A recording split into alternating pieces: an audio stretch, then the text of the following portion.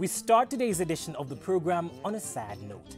This week has seen the former president of Seychelles, Albert Rene, pass on at the age of 83. And in Ghana, the main opposition has nominated former President John Mahama to challenge incumbent Akufo-Addo in next year's elections. This is Africa Focus. Here's a peek into the stories set for today.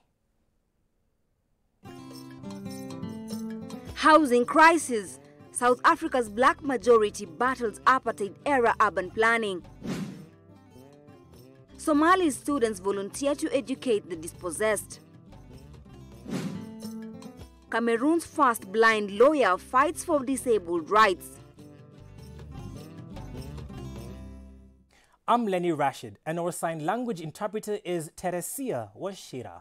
Before we get into the main stories, let's take a look at the news that made the headlines around the continent. The National Court of Justice ICJ on Monday told Britain to give up control over the Chagos Islands in the Indian Ocean and said it had wrongfully forced the population to leave in the 1970s to make way for a US airbase. In an unbinding advisory opinion, the top United Nations Court for Interstate Disputes said Britain had acted unlawfully in the decolonization process and should relinquish control over the islands, which it calls the British Indian Ocean Territory. Britain split the archipelago off from its colonial island territory of Mauritius in 1965, 3 years after granting independence to Mauritius, minus the islands. In the early 1970s, it evicted almost 2,000 residents to Mauritius and the Seychelles to make way for the base on the largest island, Diego Garcia, which has leased to the United States. Mauritius argued that it had been forced to give up the archipelago to gain independence from Britain. Britain maintained that Mauritius had given up the islands willingly. The statute. The fight against jihadists in Africa's Sahel region is achieving results, France's Prime Minister said in Mali on Saturday, 2 days after French forces killed a top extremist leader. The Prime Minister arrived in the capital Bamako, along with the Defense Minister Florence Parly, on a visit to show support for Mali, where some 4,500 French troops have been deployed since 2014 to retake the north of the country after it fell to jihadist fighters. In addition to French troops in Mali, around 15,000 peacekeepers have been deployed in the country as part of the United Nations stabilization mission known as MINUSMA. This followed the signing of a peace accord in 2015 between the Bamako government and the armed groups. But jihadist groups have continued operating in Mali and neighboring countries. Supported by France, Burkina Faso, Chad, Mali, Mauritania and Niger have formed the so-called G5 Sahel group to fight the jihadists. At least 25 people were killed and 50 injured when a locomotive smashed into a barrier at Cairo's main train station on Wednesday. The fire sent black smoke billowing above Ramses Station in the center of the Egyptian capital. Inside the station, the train's blackened engine could be seen tilted on one side next to the platform.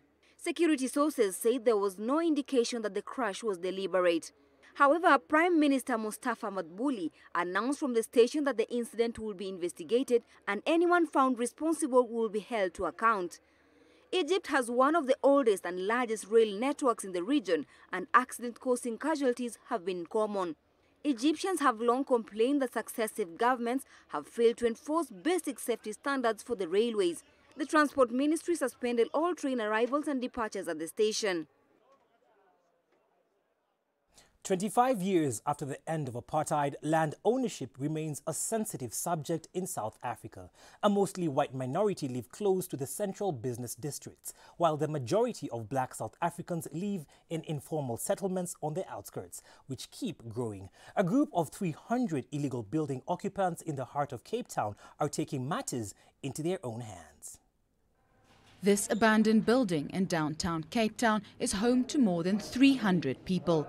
Despite having no electricity and only one tap shared by everyone, Mpo says the township he left a year ago was much worse. Yeah, it's too far. There's no infrastructure there. There's no police station. There's no clinic. There's nothing, absolutely nothing. This building is in the middle of Sea Point, a chic, mainly white tourist area in South Africa's second largest city.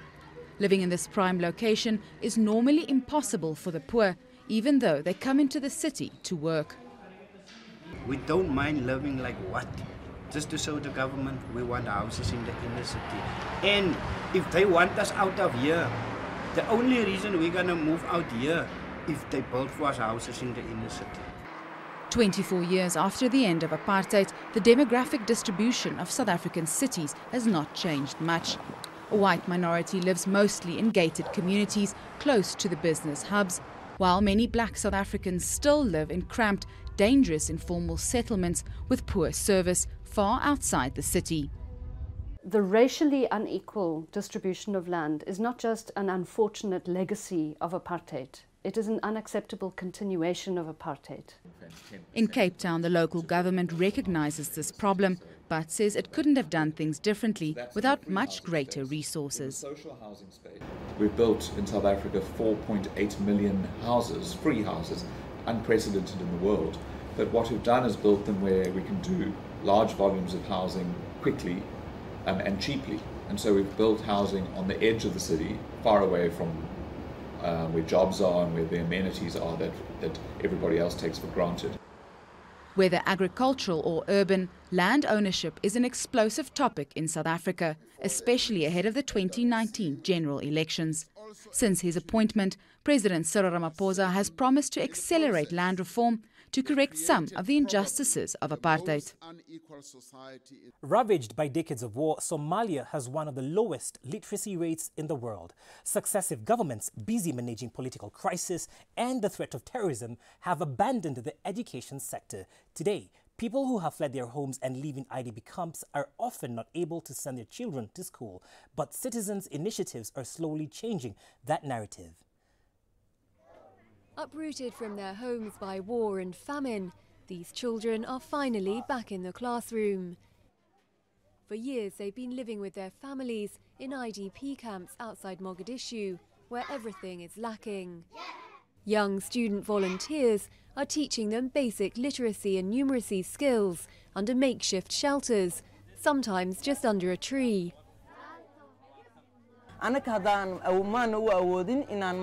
At first, we couldn't even feed them, but at least we can teach them to make them an educated generation. The volunteers teach nearly 600 students, aged between 6 and 15, in 4 refugee camps near the capital.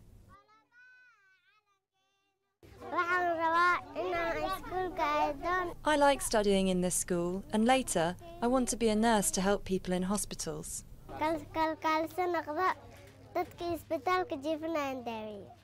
Without resources, families cannot afford to send their children to school. The courses given by the young volunteers offer an alternative to Quranic schools, which are the only other source of free education. These volunteers give classes to many of my children because I cannot pay school fees. Before, I did everything I could to get 2 of my sons to go to school. It cost $20 a month each.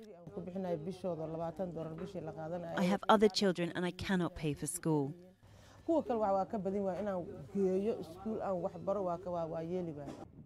Decades of civil war and famine have led hundreds of thousands of Somalis to flee their homes and settle in these forgotten camps. It's hoped the initiative will help some of the country's most destitute children to dream of a better future than their parents. Equipped with his white cane, Janvier Alfred Ngale is Cameroon's first blind lawyer and can be found pleading cases in the courts of Douala or working from his offices nearby. Having lost his eyesight at just 3 years old, he has worked hard to achieve his ambition and plans to use his position to fight for the rights of the disabled. Janvier lost his sight at the age of 3. Now 37, he recently graduated from Douala Law School and is a proud member of Cameroon's Bar Association, pleading cases in the country's courts. I was determined to become a lawyer, and it has been my passion until today. I have been blind since I was 3 years old, but my disability has not been a fatality for me. Every morning, Janvier sets off for the courthouse with his computer and cane, winding his way through the crowded streets with relative ease. But his journey to become a lawyer has been far from simple, and now he wants to use his hard-won position to help others with disabilities. The rights of people with disabilities in Cameroon is a problem that needs to be addressed.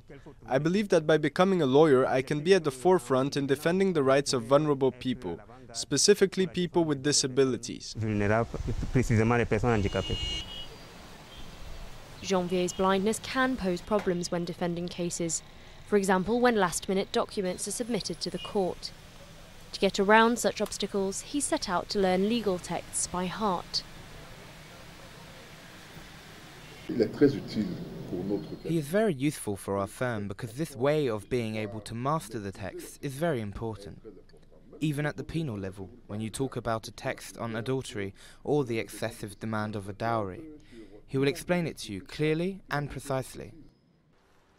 As Cameroon's first blind lawyer, Janvier plans to open up his own practice in the future and hopes to inspire other disabled people to follow their career dreams.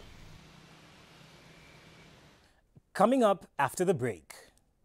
We don't want your clothes here. Locals lose out in Rwanda's second-hand clothes war.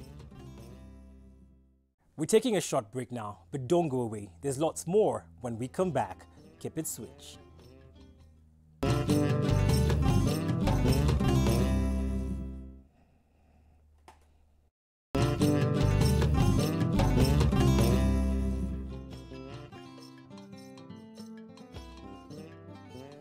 Welcome back. In case you've just joined us, this is Africa Focus. Our sign language interpreter today is Teresia Washira. Now, Rwanda is facing an ongoing trade war on second-hand clothing. 2 years ago, the Rwandan government increased import duties on second-hand clothes, upsetting an industry worth millions of dollars. The large majority of these clothes come from the USA, and regional leaders, including Rwanda's Paul Kagame, blame the cast-offs for hindering development of their own clothing industries. In this market in Rwanda's capital, Kigali, traders sell second-hand clothes, mostly cast-offs from Americans. Business was booming until 2016, when the government hiked import tariffs on used clothes. Now they struggle to make a living. It's hard to find second-hand clothes to spare. It's hard to make money. Before, with 5,000 francs, you could buy 15 items of clothing and resell them for 20,000. It paid for our children's schooling, their clothes and their food. East Africa accounts for around 13% of global imports of second-hand clothes. The industry employs 350,000 people, with the bulk of clothes coming from the United States. President Paul Kagame blames these imports for blocking growth in Rwanda's nascent textile industry. Rwanda has a clear industrialization strategy, and from this point of view, it is quite reasonable to set up a form of protectionism that could eventually benefit the local industry. Facing rising prices for imported clothes, some consumers are turning to made-in-Rwanda alternatives. In the capital's cultural district, up to 20 local designers have opened stores to showcase their production. Instead of buying a used cloth in the market and the same price, you can afford what is new and locally made. So it's a pride also to have a made in Rwanda in your wardrobe.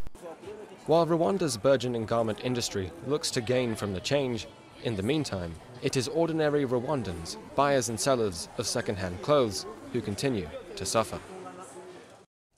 An unassuming one-room shoe factory in Bulawayo, Zimbabwe is quite literally defying the economic odds. Founded in 1994, the Courteney boot company has become a global niche brand in handmade footwear. Despite a downward spiraling economy, the 14 staff at the factory have their hands full to keep up with the increasing international demand. In a tiny factory producing handmade boots and shoes in southwestern Zimbabwe, leather cutting Mishek Sibanda is on another hectic shift as he tries to keep up with the soaring global demand. This is perhaps the ultimate niche brand of a footwear that defies all odds as Zimbabwe is battered by decades of economic misery. Founded in 1993, the farm has recently ramped production in just 30 pairs a day, all of them made meticulously by 14 employees in a one-room workshop in the second city, Bulawayo. The city, a former industrial hub, has suffered a brunt of country's collapse since 1980 that has left behind mass unemployment and a landscape of dilapidated warehouses and ghostly abandoned factories. But in one unmarked brick building, Sibanda uses his sturdy cutting machine to press shapes out of locally produced leather skins at the start of a process that turns out boots selling for between $140 and $500 a pair. It's like a Rolls-Royce shoe, especially when you go hunting. People put them on, they don't have to break them in, no blisters, nothing. They just put it on and go like they've worn them forever. Sibanda and his colleagues are behind an unlikely success story based on a skilled workforce, traditional methods, and decades-old stitching machines to produce classic outdoor boots and shoes. Prized by a small band of aficionados, Courteney boots have soles made from natural tree rubber, imported in blocks from Malaysia, and uppers made from the hides of Zimbabwe game, such as buffalo, kudu, wildebeest, and crocodile. Using only hides approved under the International Sites Conservation Regulations, it also makes boots from ostrich, impala, and even hippopotamus. It's difficult, yes, but home is home. What can I do? I have to understand the conditions that I have to live in.